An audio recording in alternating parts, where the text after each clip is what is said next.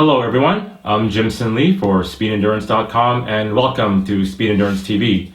Now today I'm going to be unboxing the Fusion 10 starting blocks from Gill Athletics.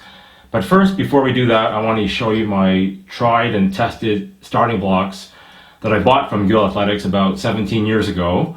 And these are the national starting blocks, which are IAAF certified, and you can buy it on their website. And I think you've seen this kind of starting blocks around the world. It's solid aluminum, it doesn't shake on the start, and I love it because you can fix the centerpiece and have your athletes just change the pedal position. Now, before I unbox the Fusion 10, let me show you something about this starting block. Now, I like to have the tip of my toe, on the track when I use blocks. Some people like Asafa Powell or Usain Bolt, I call the term risers. They like to rise on the block. James Dazalau does even higher for some reason, for better shin angles. But I think for me, I like to have it on the track itself. It also means, as you can see, that the heel is exposed, and when the gun goes off, there's a stretch reflex where I push back with the heel and then I go forward. Well, that's the theory at least. So I'll just take a look at how much the heel's exposed here. Now I'm going to be unboxing this. So I want to thank the good guys at Gill Athletics for sending me this. Now let's take a look at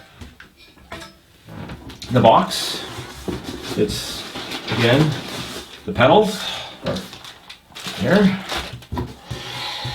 They have the centerpiece over here.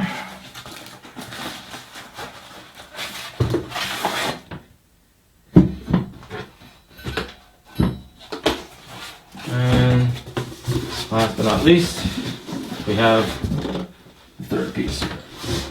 So, let's get rid of this. So, it does come with some assembly required, like IKEA furniture, but it's not as complicated. And look at the size of these pedals, just amazing. And all one piece. And these are the front and back handles, which I can do later. So I think the first thing we need to do is figure out what's the front, what's the back, and you can tell that the angles with the ridges where it locks is the back. So this is the back, and this is the front. And you can see from the solid aluminum that there are 4 different settings, clearly marked, 30, 40, 50, 60 degrees. And you have to put them on each side, either side.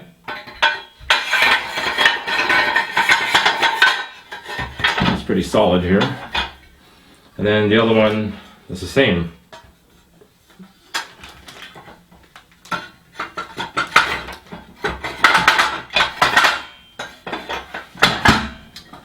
So now I didn't read the instructions like I always do with IKEA furniture, but I think I should have put the pedals first before I put on the pedals here.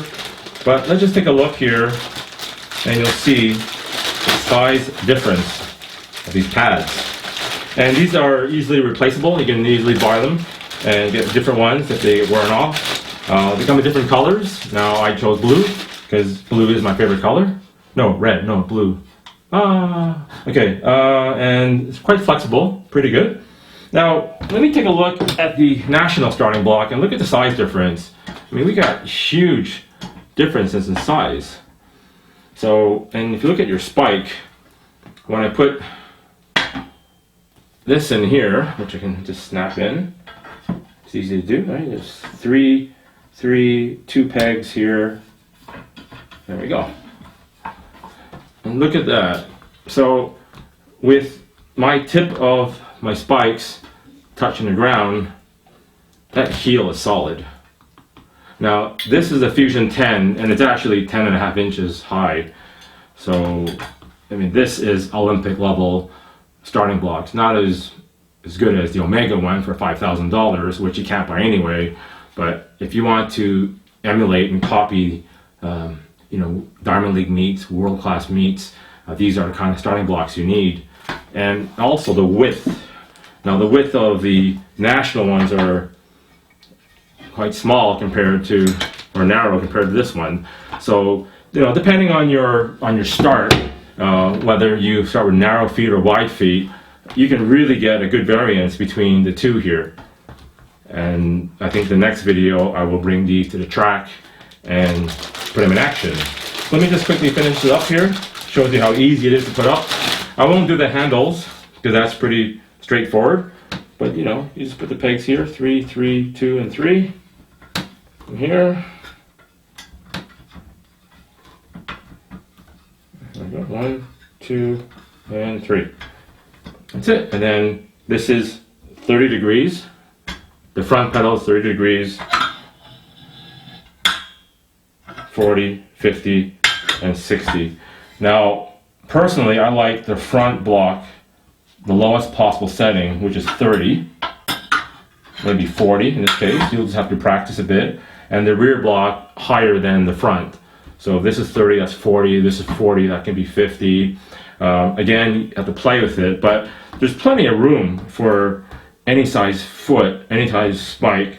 And again, your heel will not move. I mean, there's no way that heel will move on that gun. So if you want to practice real blocks in world-class settings, this is the Fusion 10. They do make smaller models like the 8, but I recommend if you already own a pair of starting blocks that has the heel exposed, I think you do need one with a heel that's firm and rigid. And I will do these handles later. I think that's it. I think I want to get out of here and put on my spikes and go to the track. So for speedendurance.com, I'm Jimson Lee.